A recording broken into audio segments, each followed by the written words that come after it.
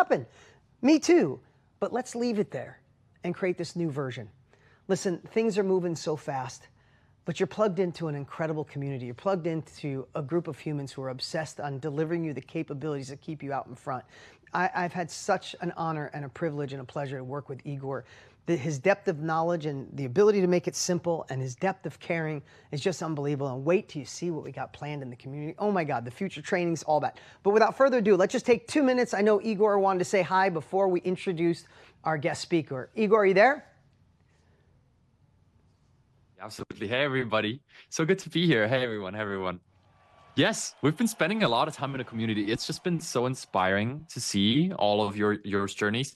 And I just wanted to share a few things that are coming up with you. There's more in the end, and we're all here for Zach, but I just wanted to let you know that, one, we worked with Zach to deliver guidance out of the community that's going to help you out along with the session. More on that in the end. Like if you stick all the way through, I'll share a guide with you that's really going to help you bring what we share in today's session into practice.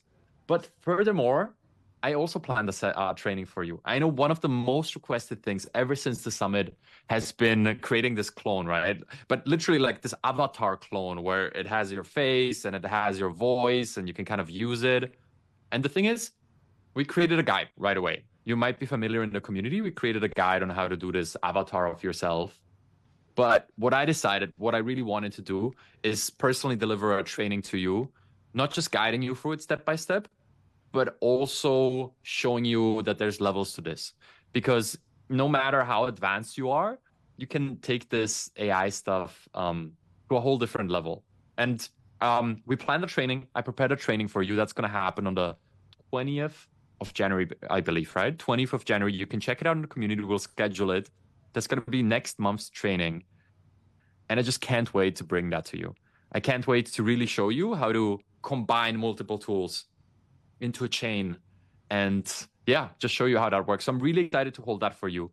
At the end, I'll be sharing a guide with you. There's so much inspirational content that is being shared in the community. So I'm just really excited to be here with you. We're going to do the training in January. And yeah, excited for Zach here. And yeah, also excited to talk to you in the community. All right. Give it up for Igor. Thank you so much, man. And let me just get right to our special guest. Zach Cass has become such a vital voice in this AI conversation. What I love about Zach, well, let me just go off script for a second. What I love about this man is how much he cares about his family. He's a new dad. How much he cares about inspiring people to see what's possible with AI instead of being afraid of it. He's not here to drown you in tech jargon, I should say. He makes this, I guess the best word is he makes it human. He takes something massive and intimidating and breaks it down into actually helps us grow so we can see it, so we can lead, so we can have more impact. He's advised leaders, organizations, even governments on navigating this new world of intelligence, of artificial intelligence. Zach's working with the top universities in the future. I mean, his list goes on and on. He's got a brand new book coming out called, and you should write this down, The Next Renaissance. It drops in 2026. Support him because he's an amazing man. He took his time today to be here to share from his heart what he thinks can empower you and set you up for an amazing 2026. Without further ado, let's give it up for Zach Cass.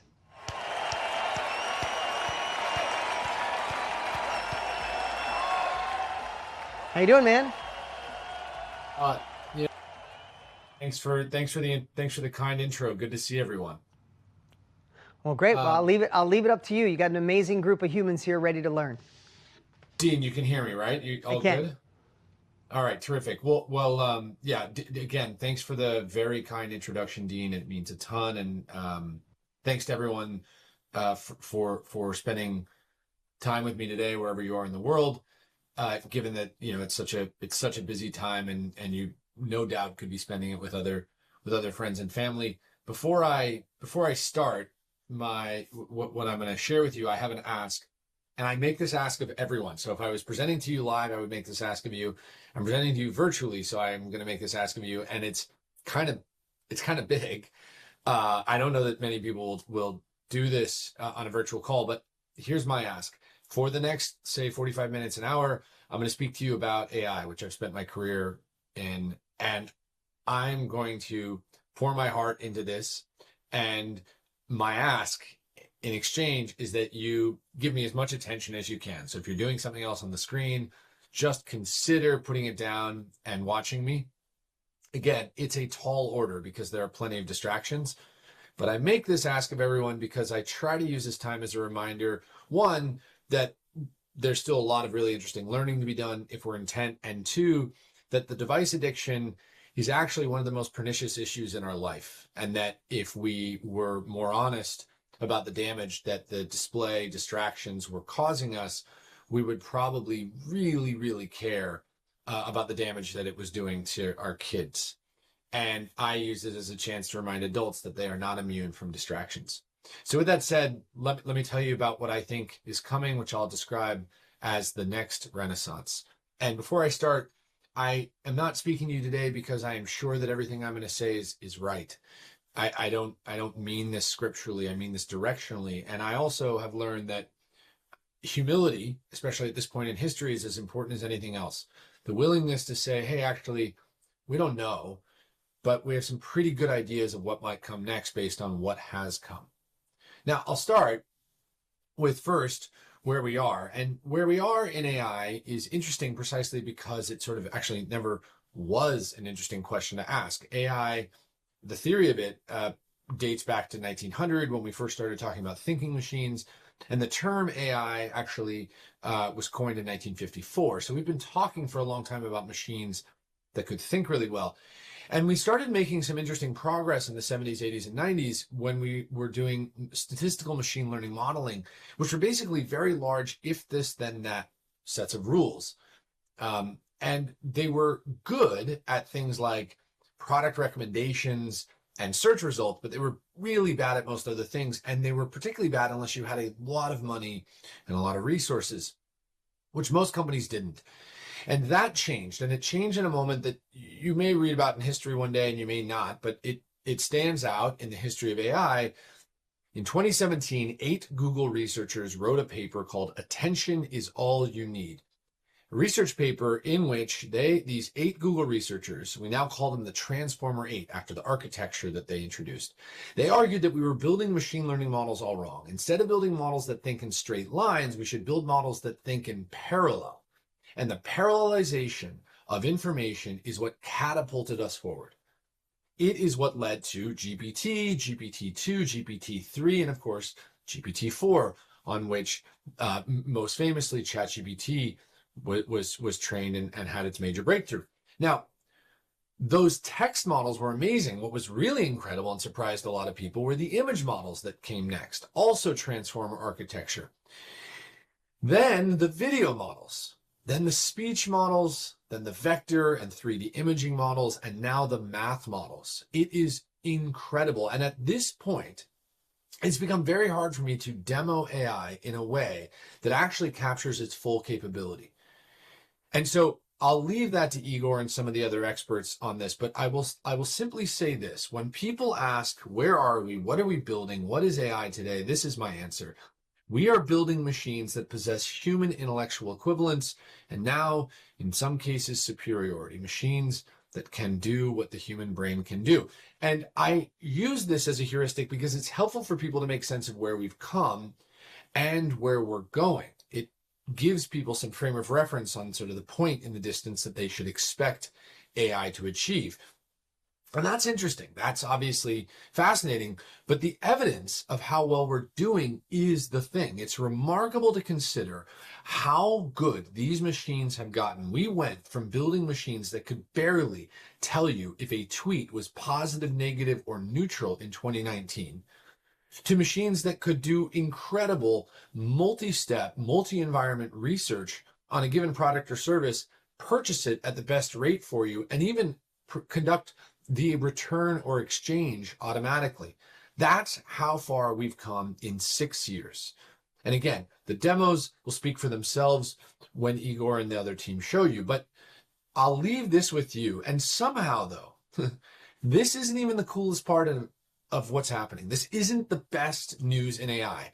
And all of the evidence today that says the models are getting exceptionally good, to me, pale in comparison to this. which is how inexpensive they're getting. And this is the thing that I care about basically more than any other trend in AI, and maybe more than any other trend in science. And the reason that I care about this graph, and the reason that this graph is so remarkable and so special, is that we basically measure the human experience on two axes. One axis is how free are we to choose our own version of joy, right? How free are we? And the other is how inexpensive is it to do so? How much does it cost to live? And the way that we make the world cheaper on a consistent basis is by making the very critical resources that power our lives inexpensive. We create utilities or commodities. We did this with water, and then we did this in most of the developed world with foodstuffs. Then we did it with electricity, and then most recently the internet. And in each of these cases, as we commoditized goods, we lifted an incredible percentage of the population out of poverty. This is what we actually refer to when we talk about developed world. What percentage of their goods and services are actually considered commodities, standards, staples? And AI following this trajectory suggests two things. One, that AI is commoditizing, and that's great. And two, that we are now on a trajectory where more things will commoditize, because the more critical resources we turn into utilities, the more critical resources we can turn into other utilities. It's the best evidence that, in fact, AI looks more like the internet in the future, an invisible technology that is very hard to tax because it is so inexpensive to run, where everyone has access, regardless of where you live or what you look like. And that is exciting, and it gives the backdrop of everything else to come. And then with that information, I can tell you where I think we're going. And I will start by saying, I do not expect you to believe anything I'm about to say. I am not telling you these things because I am sure they are right. I'm telling you things because I'm pretty sure. I have directional confidence in what I believe, but I mostly use this as a chance to give people an opportunity to consider a future that they haven't otherwise. And I will start with what I think is fairly straightforward and I can convince you of somewhat easily: the integration phases of the AI revolution. How does this technology actually arrive in our lives? The first phase is the one we're in today, enhanced applications. This is sort of marked most excitedly by, of course, ChatGPT. And ChatGPT is the first of all the great AI enhanced applications. It took an AOL Instant Messenger experience that we were all very familiar with and made it magical. It supercharged it.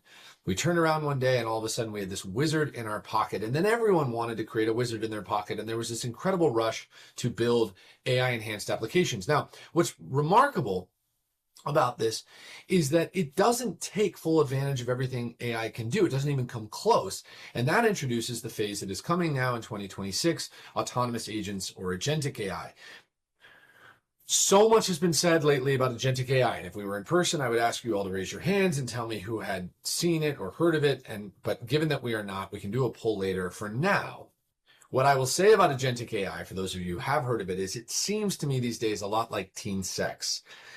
Everyone's talking about it. It is not clear who is doing it. What is important to know about agentic AI is this: agents are machines that can execute tasks and goals on our behalf across the browser, across the web app, and across the application. That's it. This is a machine that can do things that you ask it to do across a lot of different interfaces. It is, in other words, a Siri that works. That is how I have explained agentic AI to anyone for about 5 years.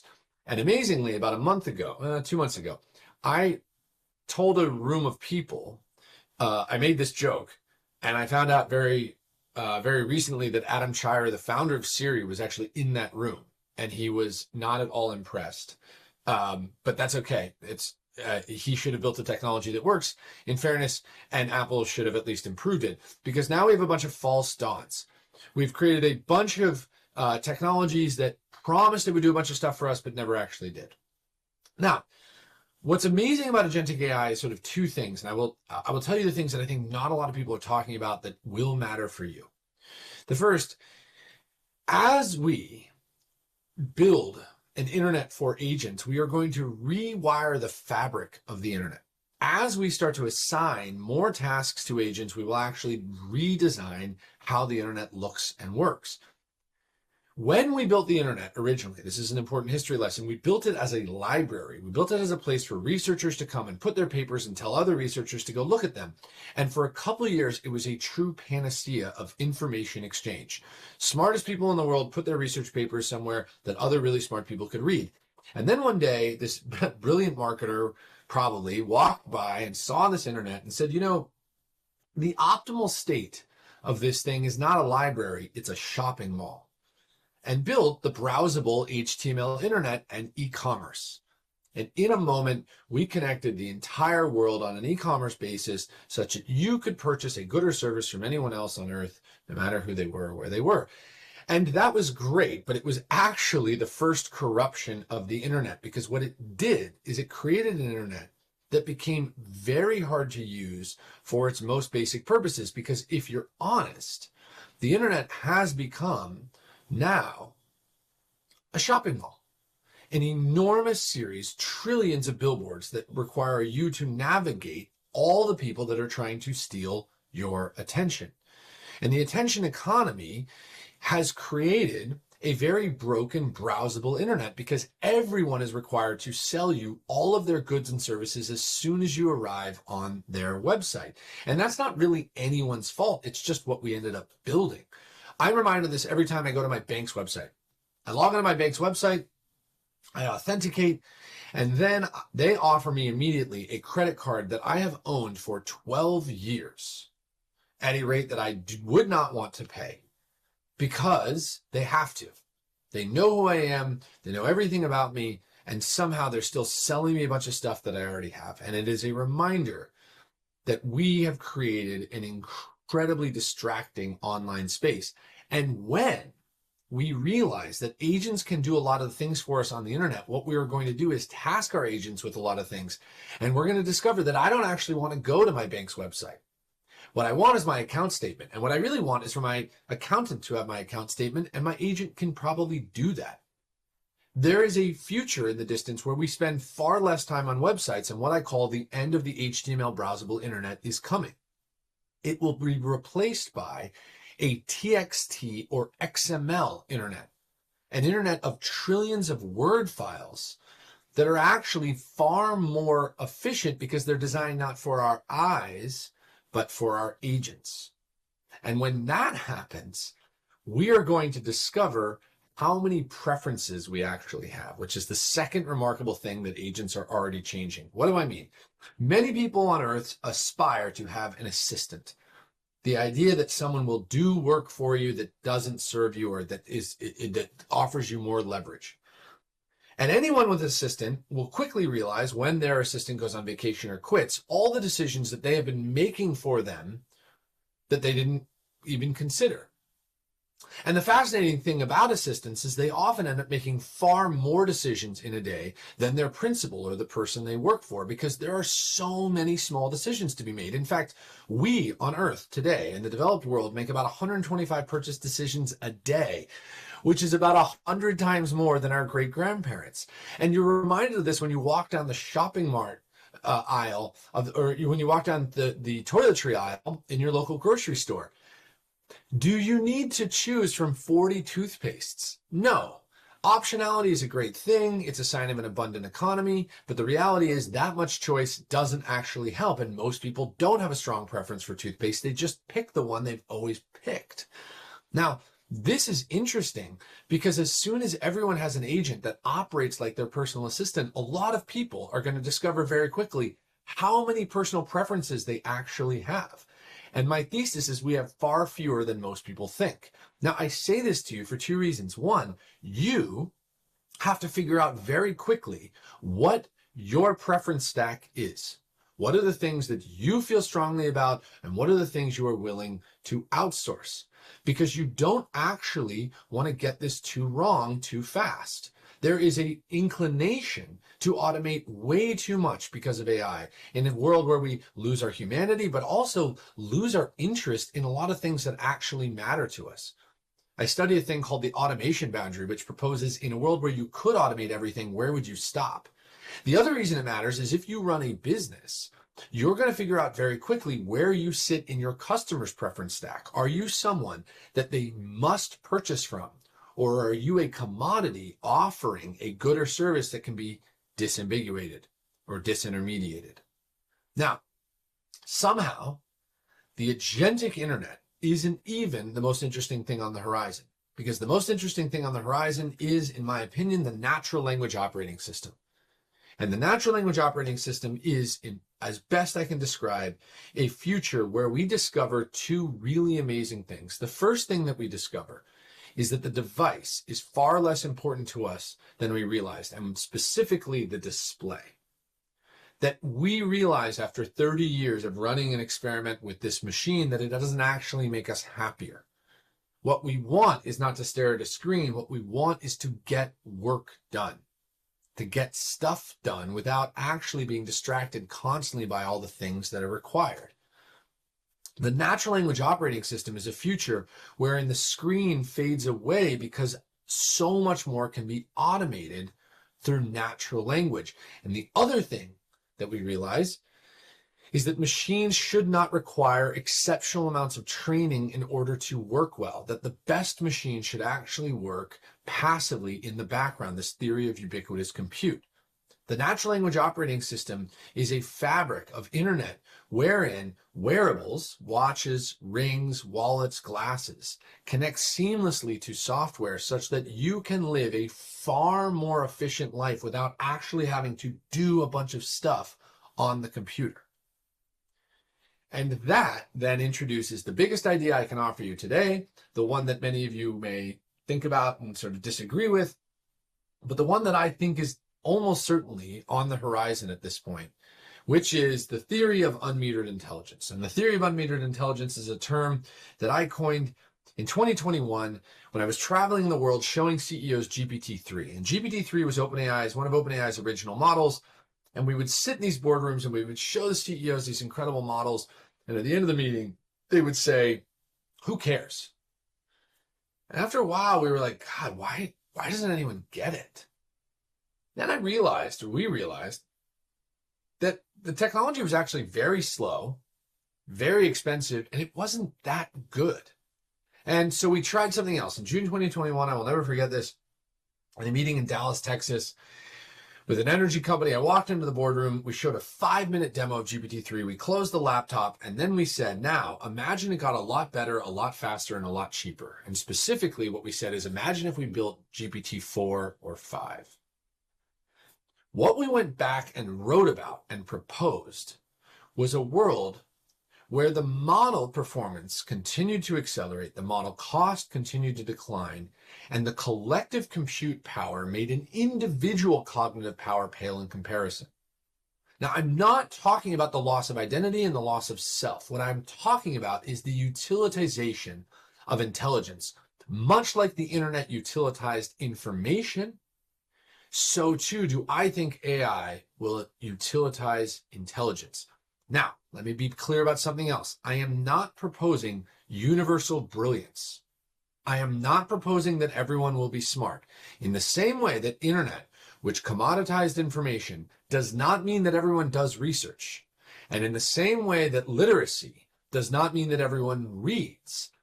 Unmetered intelligence does not propose that everyone will be brilliant. It proposes that everyone will have access to abundant intelligence, that cognitive power will feel more like a utility than a scarcity. And that is a big, weird idea. And with that, I will try to present to you what I think we need to worry about.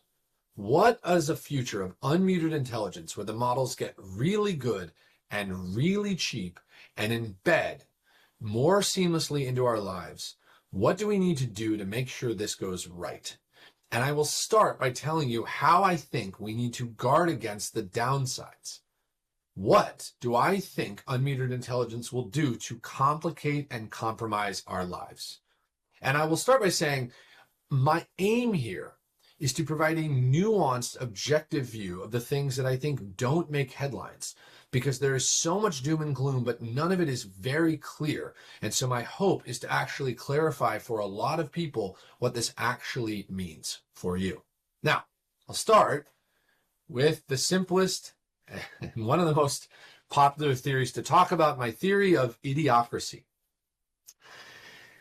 some of you are laughing, I'm sure, giggling to yourself right now. The theory of idiocracy is exactly what it sounds like. It proposes that at some point, an individual will discover that critical thinking is no longer of material importance to survival, and they will stop doing it.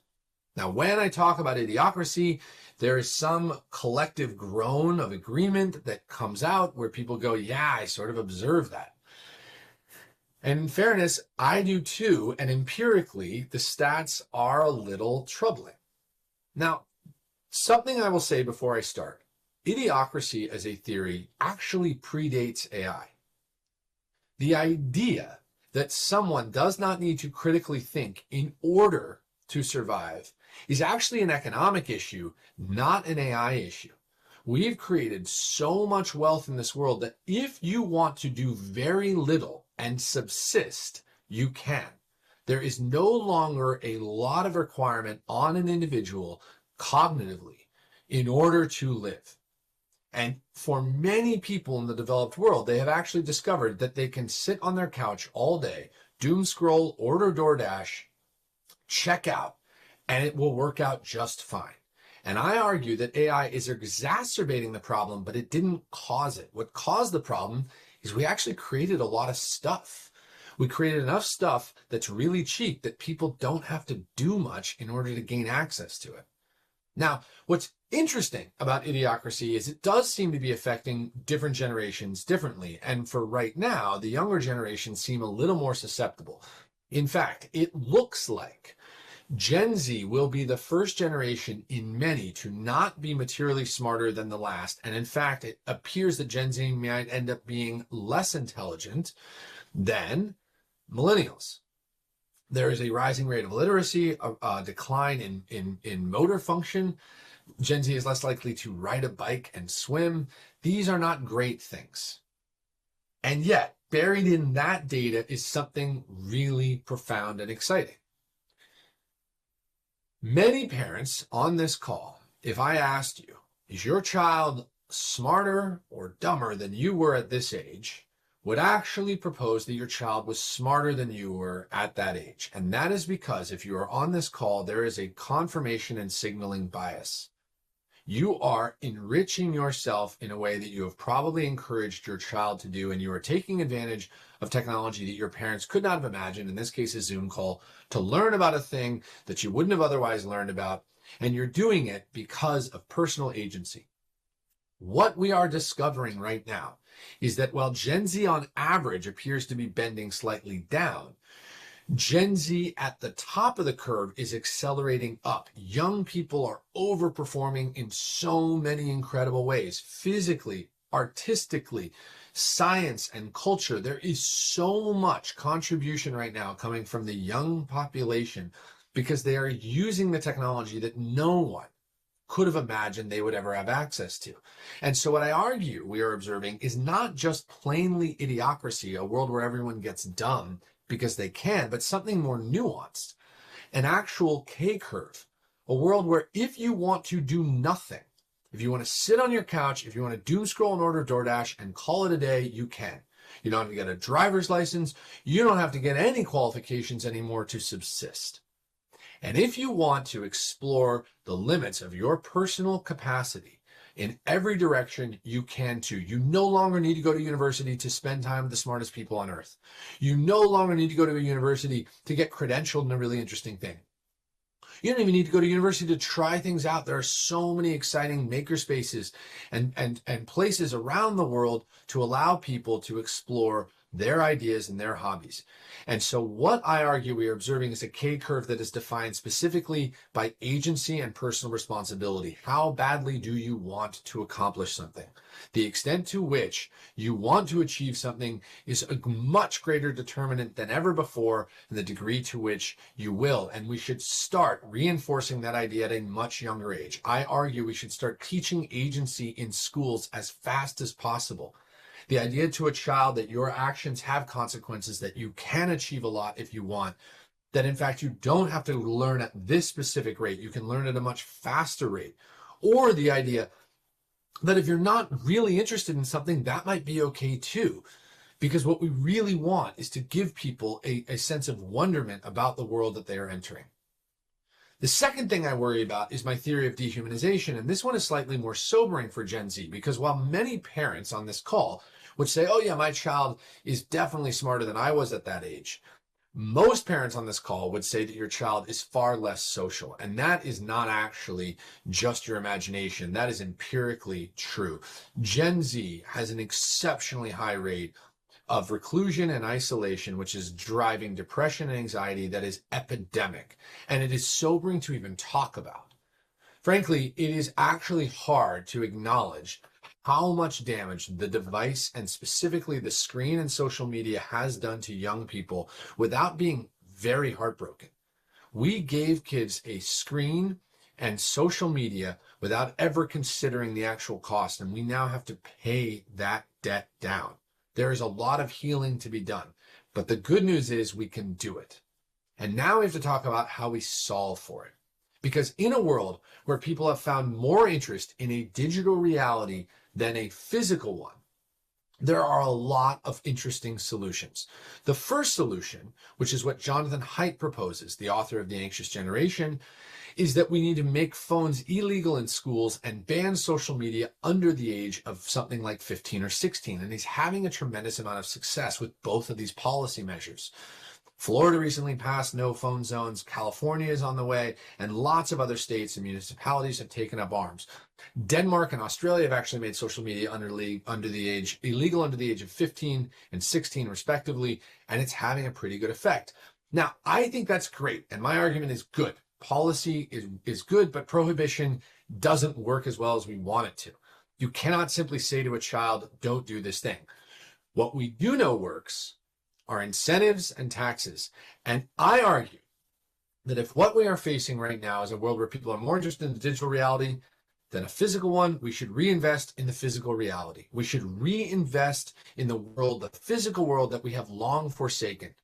We gave up parks and shopping centers and town halls for highways and parking lots. We gave up tax abatements for local retail in exchange for big box retailers. We gave up so much culture and beauty in exchange for strip malls. And what we now have to recognize is that there is an opportunity to rebuild cities in a way that is both beautiful and dense so that we can create efficient living spaces that people want to be a part of. 30% of Americans cannot walk to a grocery store or a coffee shop. When we wonder why kids are spending so much time on their device, we don't actually have to look much further than highways. I travel around the world. I spent a bunch of time with heads of state and people building incredible things. And I recently was with the governor of one of the largest states in the union. And he was showing me his plans for all the data centers they were going to build and the chip fabrication facilities and the energy plants. And I said, that's great. Can you please show me your plans for protected bike lanes and sidewalks? Tax abatements for retail, extra police for the parks. Please create spaces that kids want to grow up in. There is a future where we create digital abundance and still can't build a world that we want to be a part of. And so I will tell you, I think the great challenge and the great mantle I can offer you is to go back to your home, your hometowns, wherever you live, and put pressure on your local politicians, who I think are more important than your national ones, which is my very hot take, to build spaces that you and your children want to live in and hold them accountable to doing so. We should treat our local politicians like the actual people determining the outcomes of our life, because in many cases they are. And we should put pressure on people to create really beautiful, harmonious spaces that encourage people to be outside. The third thing I worry about is bad acting. There are two kinds of bad acting in this world: low resource bad acting, psychopaths and financial criminals, and high resource bad acting, nation states and Bond villains. When people talk about AI and all the bad, the scary things it could do, what they talk about are the high resource bad actors. They talk about the villains in the story, the ones that James Bond is always fighting. Now, the problem with high resource bad actors as the villain is twofold. One, it turns out that actually, as history turns, high resource bad actors become less pernicious than the low resource ones. And the reason for this is quite simple. For most of human history, if someone wanted to harm you, they had to see you. They had to be really close to you, actually, to hit or kick you or throw a stone at you. And then we invented weapons, and they could harm you from a slightly greater distance. And then we invented more powerful weapons that could harm you from a much greater distance, and so on, until one day we invented the internet. And in inventing the internet, what we created was the nameless, faceless bad actor, the boogeyman that we've never actually properly reconciled. The person who's out there trying to get you, you just don't know where they are. And the scary thing about the internet, and the boogeyman in particular, is that we have to remind ourselves that about 9% of the population is in fact antisocial. About 4% is psychopathic, we think, and about 5% has figured out how to make crime pay, which means they know it's bad, but they do it anyway because it's worth the risk. Now, the problem with this can be sort of explained very simply, which is that if we were all sort of together in a physical space and someone came up and started making a scene, maybe they took out a knife or they started taking off their clothes, we would leave. We would leave that space immediately. Maybe there's a hero among us who would dispatch this bad guy, but we would want to get out of there. And as we left, or when we returned, I would sort of remind everyone that this one bad person made an entire physical space very unwelcome for all of us. We wanted to get out of there because one person was doing something antisocial. If 9% of your neighbors are antisocial, the space in which you live will feel uneasy, and that's what the internet is. The internet is not an indictment on the human experience. It's not toxic because people are bad. It's uneasy because if 9% of the neighbors in your community were not nice or harassing you or trying to steal from you, you'd leave. You'd call it a dangerous, unsafe, weird neighborhood. And the internet captures this. What we've never actually reconciled is that the low resource bad actor is far more terrifying to the fabric of society and to our own mental health than anything else. It is the low resource bad actor that we worry about. And the low resource bad actor now has AI. And AI can do a lot of good things and some bad ones. And in particular, the low resource bad actor can use AI to cause a lot of distress, financial crime. And the financial crime bill in 2024 on a retail basis, this is simply individuals in the United States, is going to be about $130 billion, of which about $90 billion is going to come from the elderly. People that are susceptible to theft are getting targeted more than ever because the cost to target them is coming down thanks to this technology.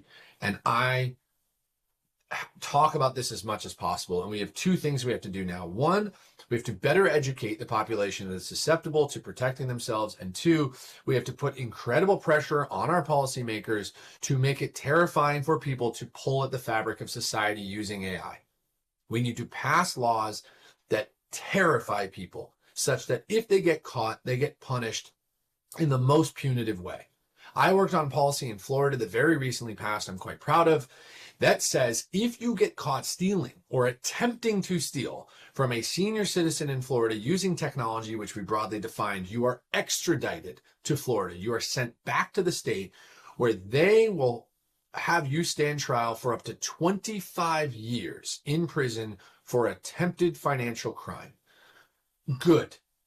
Make it terrifying. Create an artificial cost to the act that is so cheap now that tears at the fabric of society and will make everyone wonder who is standing over their shoulder. And the other thing that I encourage everyone to do is talk to your friends and family about financial crime. Do your research, figure out what you need to do to protect yourself, and make sure you know that the internet is not a bad place because everyone's bad. It's a bad place because the bad actors have immediate access to everyone. And the last thing I worry about is job displacement. And this one is pretty amazing, but I'll tell a story in order to explain it. When people talk to me about job displacement, they talk to me about the economic risks. They say, oh, if people lose their jobs to AI, then isn't everyone eventually just going to starve? And the problem with this is that it's almost right, but it's actually a red herring and it's missing a much bigger point. And I can explain this by telling you a story. October 1st, 2024, last year, the longshoremen went on strike. The head of the longshoremen union, Harold Taggett, instructed his union members on the eastern seaboard to walk off the job site, shutting down the ports. All 45,000 employees literally walked off the ports and shut down, in effect, part of the American economy. And for 3 days, we were basically held hostage. And on the morning of October 2nd, he went on CNN and gave an hour-long interview in which he said at the outset, very calmly, pointing at the camera, "The American people have no idea how dangerous I am. I will cripple you." What did this man want? Why did he tell all of his longshoremen, all of the dock workers, to walk off the job site? He didn't want more money, and he didn't want safer working conditions. The two tenets of every labor union since we organized labor. What he wanted was a guarantee from the ports that they would not automate his jobs. The picket signs read, "Robots don't pay taxes and automation harms families." I was fascinated. I went and met with a bunch of these guys. The research is in the book, which I'll link to in a little bit. Fascinating conversations that changed my life and told me everything I thought I needed to know. Because I had this very unsettling feeling when I saw this interview that this was the first of many such strikes. Now, of the questions we asked, and we asked a battery of them, 4 told us a lot about this strike. The first question we asked, do you believe you could be gainfully employed outside the union?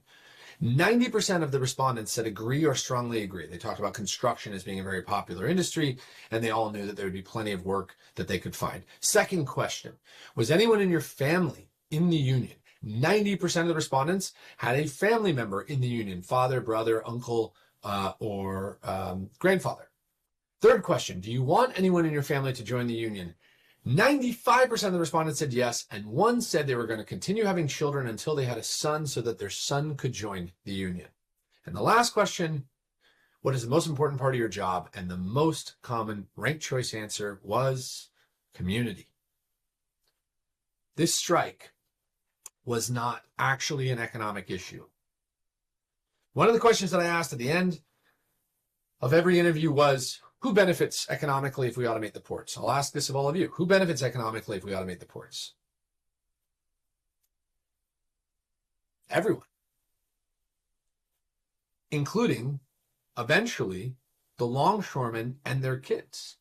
And the reason I know this is because everyone on this call and everyone on Earth is an economic beneficiary of their great-grandparents' job automation. We are descendants of people whose jobs were constantly automated such that we could arrive at this place on Earth that we wouldn't trade for theirs. And the really amazing thing is that we never actually think twice about their sacrifice. And in fact, we wander the Earth all day, every day, asking ourselves, when is this good or service going to be better, faster, or cheaper? Without realizing what we're asking is, when is a human going to be extricated from the manufacturing of that good or service? When is that thing going to be automated? That's what we're asking. And we're not doing it because we're jerks.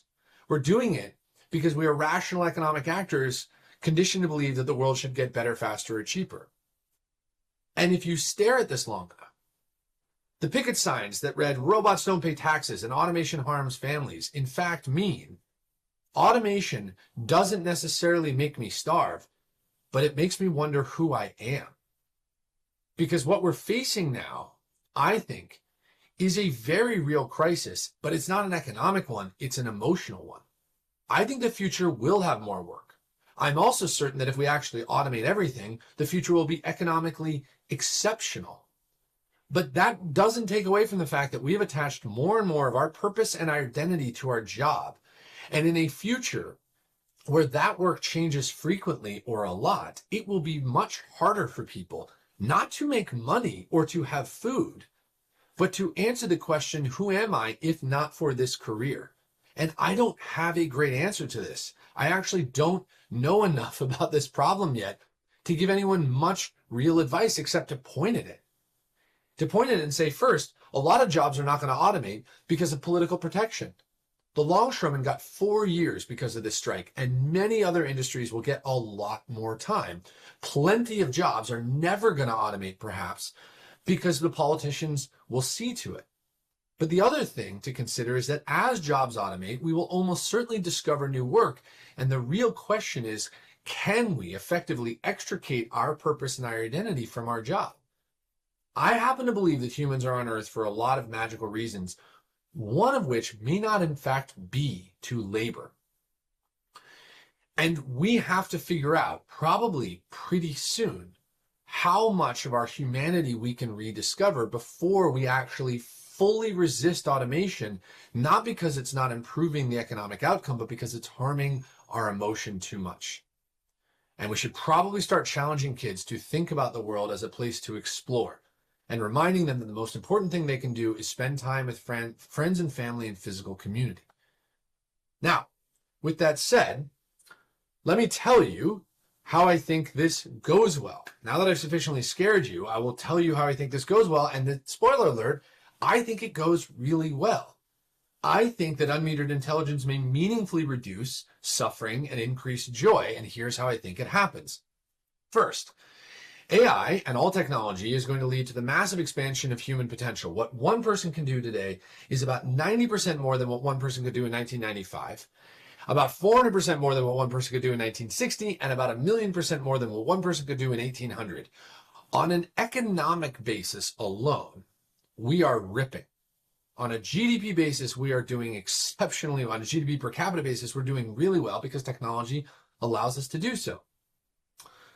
But that's not the best part of expanded human potential. The best part of expanded human potential, there are two. And one of them, if you stare at it long enough and ask yourself, how would the world be better if we weren't rate limited by how smart we were, or in this case, how dumb we were? How would the world be better if we had this incredible cognitive machine that could produce tons of interesting results? And the answer, pretty quickly, that you arrive at is scientific breakthroughs. What one person can do today on a scientific basis is about 10,000 times more than what one person could do in 1950. And the problem is it's still not enough. There are 10,000 people studying the cure for cancer today, and we still don't have a line of sight. AI doesn't ask the question, how do we make 1 million more oncological researchers? It asks the question, what if we made the 10,000 oncological researchers we have 1,000 times more productive?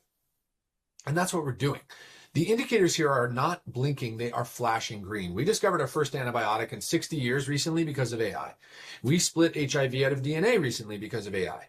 In May this year, baby KJ was the first infant ever to receive a custom gene therapy that cured it of a previously immutable disease, thanks to CRISPR and AI. And that is awesome.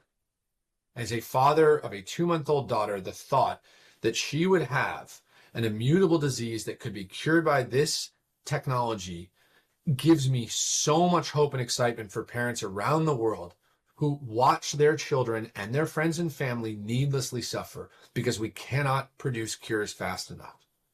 And it's not limited to bio and life sciences. Molecular sciences, particle sciences, material sciences. The Japanese recently discovered a new plastic that is stronger and biodegradable and cheaper. It's going into production already. We're getting very close on quantum computing, which is actually in my backyard, and remarkably close, turns out, on fusion energy. I tell people all the time, you know what's cool? Unmetered intelligence. You know what's really cool? Unmetered energy. The idea that we could create an electron without producing a bunch of carbon, or the idea that we could create so many electrons that we don't even think about. True unmetered energy is a remarkable thing that is now on the horizon. And these scientific breakthroughs are profound, and they are going to beget scientific breakthroughs. And one of the reasons I know this is the theory of false boundaries. The Wright brothers flew a plane. In 1903, these two crazy brothers flew a plane. I spoke about this a couple days ago.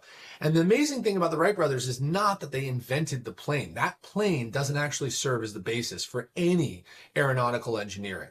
It wasn't a good plane. What the Wright brothers' great contribution to humanity is that they filmed it. These two crazy guys believed they could fly a plane and did it and got it on camera and showed a bunch of people. And a bunch of other people were like, what if we flew it a little bit further, a little bit farther next time? And within 70 years, we have space travel. And that is how humans work. We are inspired by when we watch false boundaries fall. The third thing that I think happens is a massive deflationary event.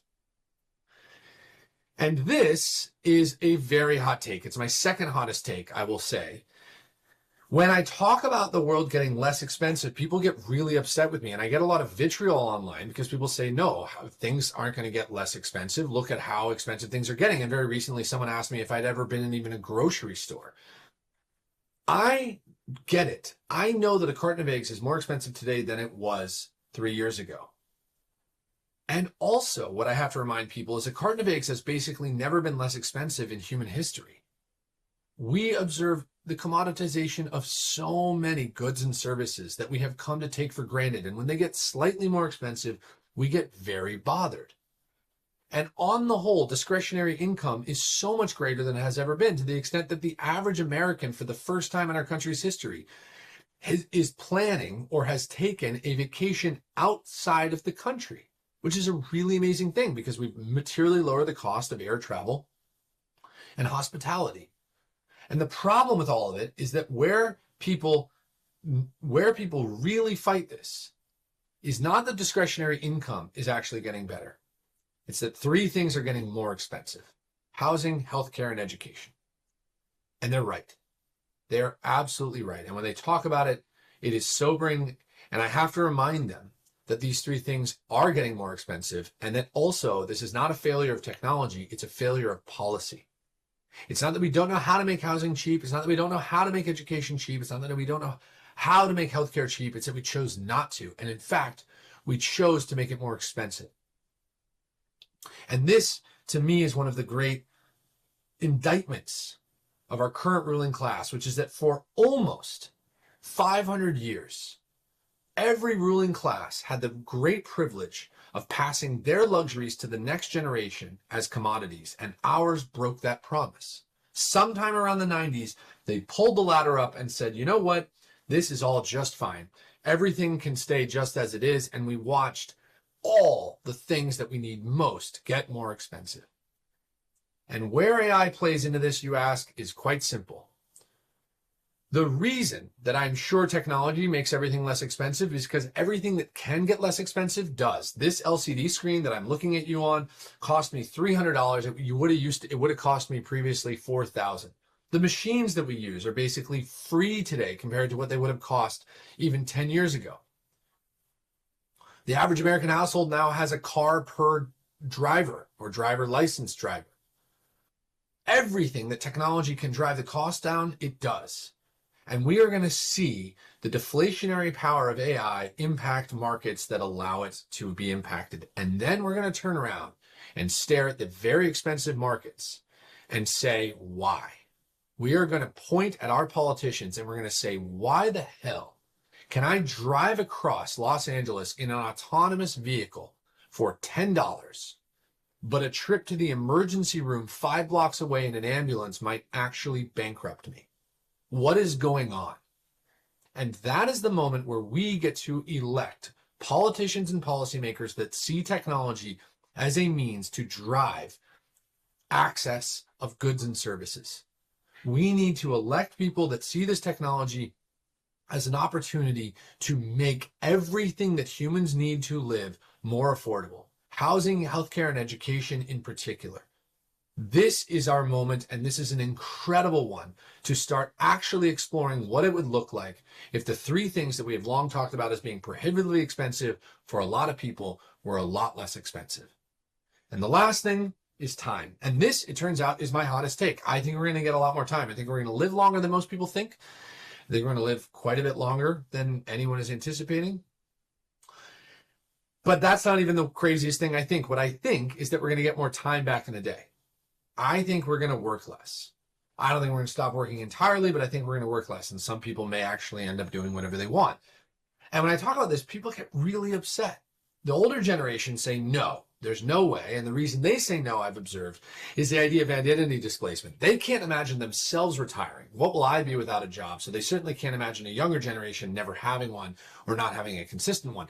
And the younger generation hates this idea because they go, no way. The institution's never going to free us. The institution's never going to allow us to work less. We're always going to have to work a lot in order to survive. And I think both sides have it wrong, but I actually think they have it wrong for a reason that they haven't fully appreciated. Because when people say to me, we're never going to have more time back in the day, my simple response to them is, could I please see your screen time? That's all I ask. The responses vary. They vary from, I don't know why that matters, to my phone's dying. Very recently, someone called me a perv. I said, okay, I definitely don't want to see your screen time. But eventually people give in, and then they do this. They go, okay. And I realize in this moment, they are wondering what we're both about to discover.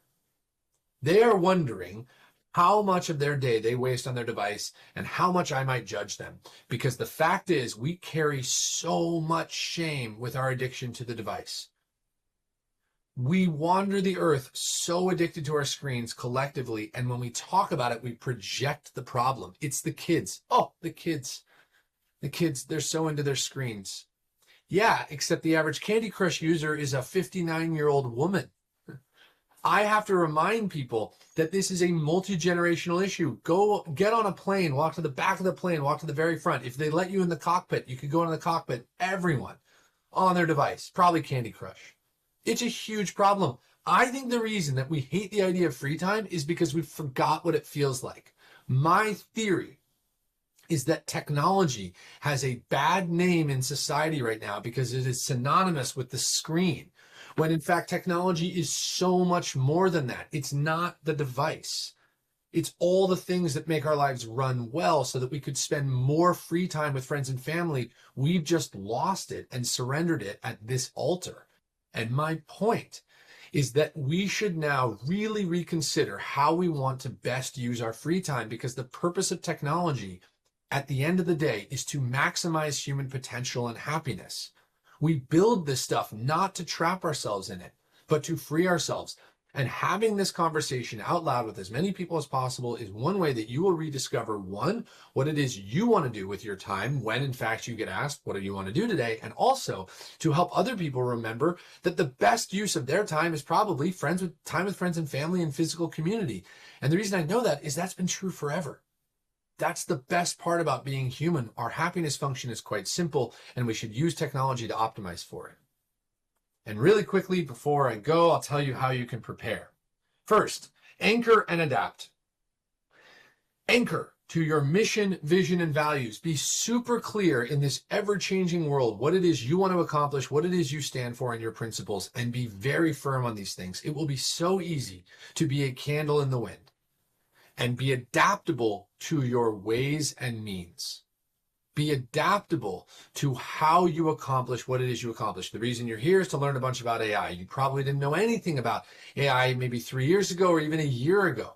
And you're learning about it now to better use it so that you can accomplish your goals. That is an incredibly important step in the idea of adaptability. But please do not adapt your mission and vision and values.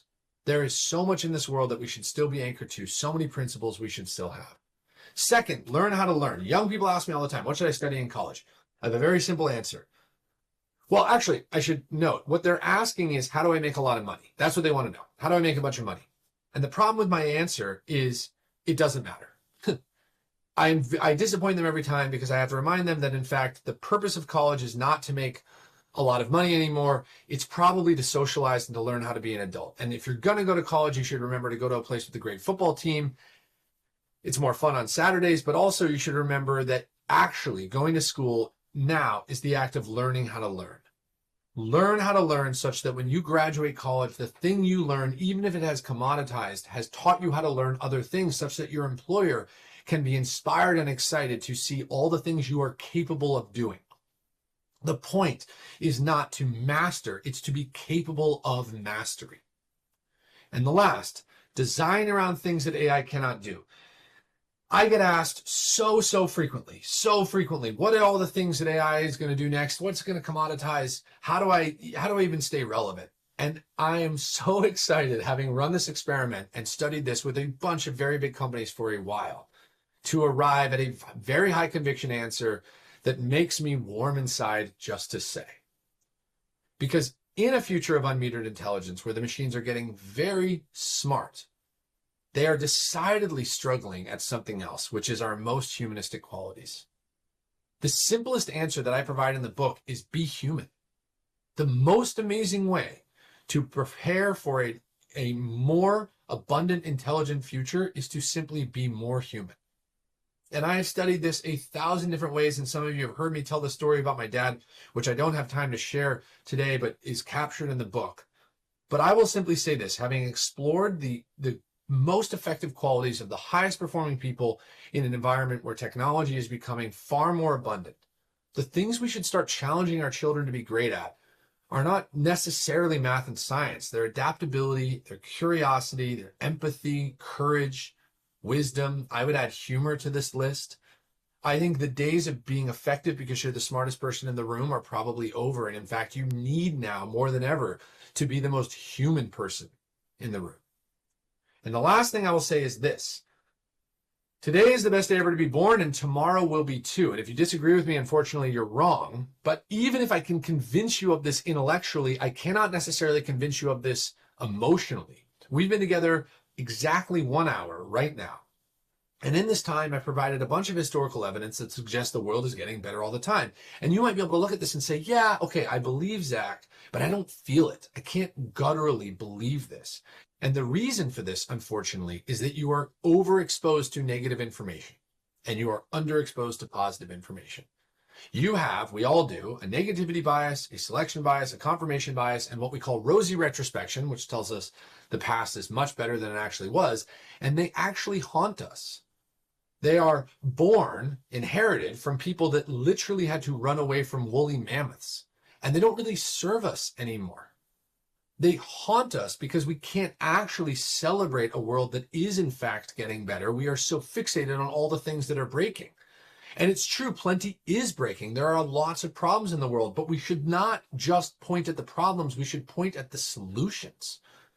What I argue is if you want the world to be a better place, you have a moral obligation to talk about how it could be. You have a moral obligation to talk about the solutions to the problems that you see because they are more accessible than ever. And if you wonder about them, try asking one of your AI apps. Describe the problems that you see around you and ask how it might soon be solved. Ask how the part you can play. There are plenty of fresh, interesting ideas that are popping up all the time to better serve the human experience. And the missing ingredient in all this is hope and optimism. If you follow this QR code, which we'll share again, you can subscribe to my Substack where we update people on the expansion of human potential every couple of weeks. And this is the link to the book, which captures in far greater detail all of the things that I have shared with you today, which I am so excited is available on pre-order now and will be shipped to you if you order it today on January 13th.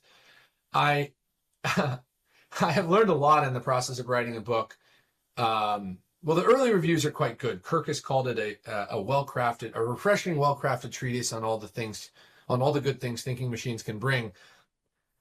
But I will say humbly that it is a terrifying process, and it is the best attempt I have to help people make sense of this moment.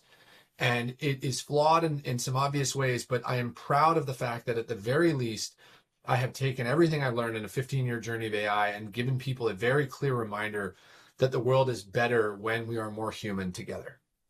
Thank you all so much for making time today. Thanks to Igor and Dean for including me. And I look forward to seeing all of you again.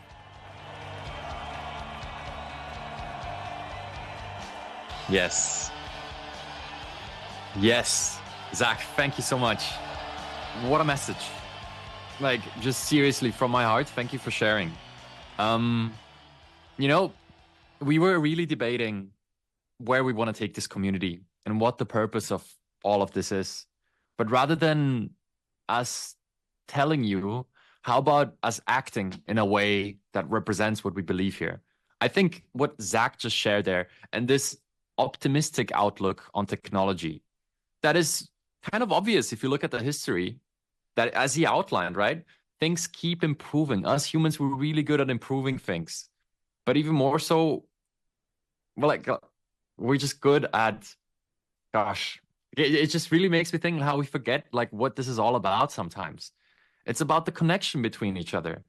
It's about learning. It's about being human. It's about being vulnerable. It's about family. It's about friends. It's about the relationships we have. And at the end of the day, all of this technological stuff, it's there to enable us to be more ourselves, right? And that's why we do what we do here. And I think Zach just showed that so beautifully. Like seriously. I believe in these same things. Dean believes the same things. Tony believes the same things. He called up Dean and said, hey, we got to do this AI advantage thing and teach the people because it's the right point in time to enable them, to show them what's possible. And really, this vision of the world where everything becomes better is just something that has proven to be true over and over again. But it doesn't sell, right? Mainstream media is not going to portray it that way ever, because like what do you do off the back of a message like this? Like, you can't be like, oh, now, like stay at home. Like there's no control in that. It's just like, oh, yeah, that sounds reasonable. That's pretty good, right? So look, I'm so grateful that all of you are here. I'm so grateful that we got to share this. And I just want the community to continue in the spirit of this message, that technology enables us to be more human. We're learning this stuff to be more ourselves. Now, that being said, I thought Zach did an incredible job of communicating all that. And you might have noticed the level of clarity that he brought to these different ideas. And I wanted to round this out with actually something practical, because historical context really matters. And knowing why we're doing this and in what spirit we're doing all of this learning also really matters. But nevertheless, me and the team got together and we created a guide for you that's going to show you how to use AI, ChatGPT concretely, or any other assistant, to clarify your thoughts to a level that Zach presented so elegantly to all of us right now. I would ask all the moderators to share it in chat right now. We created a guide that is accessible to all of you in the community right now. It's a series of prompts that will help you clarify your thinking so that the ideas you have can go out into the world at a level of clarity as we just experienced here. And that's, I think all of that is so aligned, right? It's about amplifying your messages, right? That guide is about amplifying your messages. Heck, I think even the purpose of all these smartphones that, at the end of the day do suck up a lot of our times, the purpose of them is to amplify our own messages and abilities, right? They give us instant communication. They give us connection across the world. The purpose of that is to make us more human and to make us better at what we do. I hope this message supported you in that. I hope that guide will support you in doing that. I know the mission and the values of this entire community behind the scenes already are all aligned in a way where we're here to help you do more of that. Amplify what you're good at, whether that's your profession or whether that's your human side. It doesn't matter. This technology can help with all of it. And it's connected. I really want to make that clear before we round this out here, because, everything you do with AI has two components. This is how I basically always teach it in the beginning, very practically. There's instructions, the thing you want it to do, and then there's the context. And I know a lot of people, they obsess in the AI space, they obsess over the instructions and the new app and the new tool and the new release, but they forget to zoom out sometimes. And I thought a session like this, thank you so much, Zach, was so helpful to help us contextualize all of these tactical things that we do on a day-to-day. Like anybody asking for tactics, we've been posting multiple guides every single week. There's a new hack of the week every week in the community for you. These are the biggest tactical wins we find for you, week by week. You can go do them. But you have to realize where this is going. Otherwise, you might lose the meaning of it all or the purpose of it all. Or even worse, you might get discouraged by, your brother-in-law that is always the negative guy at the New Year's Eve party. And he starts being like, oh, what is all this AI stuff about? What are you on about? This is, and that's fine, let people have their opinion. I just want you to know where our heart is at when it comes to thinking about these things. I just want you to know what place we come from. And I think Zach articulated that also elegantly. If you want more of that, his book does an excellent job at articulating it. And I hope that this talk helped you also strengthen your talking points when that discussion does arise. One last thing that I'll leave you with is, I think at the end of the day, forming a clear vision and communicating that honestly to others is great. But also I will tell you that with a lot of these technological topics, if somebody is super close to it, don't waste your energy. and rather focus on the people that are a bit more open-minded. Focus on your kids that are trying to learn with these tools. Maybe show them some of the prompts that are in the guides that will help them clarify their thinking, right? Focus on the people who keep an open mind rather than trying to convince the ones that are really hardened. They will come around eventually. And because you're here, I know already you're on the open side. You've stuck around for, well, multiple months now and an hour now of listening to where the world was at, where it's now, and where it's heading. And I can only agree with Zach that, sure, there's going to be some new things to figure out, but we've been so good at figuring things out historically. And this technology is going to unlock so much for humanity that I think we can't even fathom it. And I'm excited to get there together with all of you. We're bringing you the tactics, but we're also bringing you the high level and also the human part. So thank you everybody for being here. I hope this was helpful, and Happy New Year to everybody. See you next year. See you in the next training. All right. Have a good one.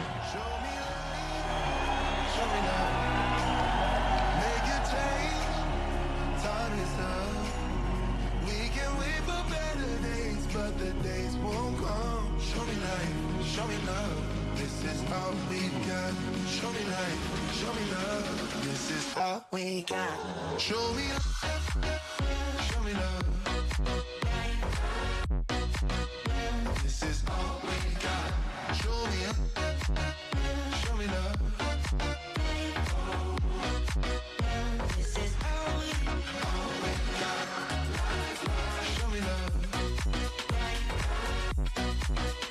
This is all we got. Show me love. Show me life. Show me love. This is all we got. Sometimes life will push you down, make you fall onto the ground. But I know you will turn it around. Oh, this is all we got. And I know you'll make mistakes, get interference and lose your way. Find the light when it rains. Oh, this is all we got. Show me life, show me love, make a change. Time is up. We can wait for better days, but the days won't come. Show me life. Show me love, show me light, show me love, make a change, time is up. We can wait for better days, but the days won't come. Show me light, show me love, this is all we got. Show me light, show me love, this is all we got.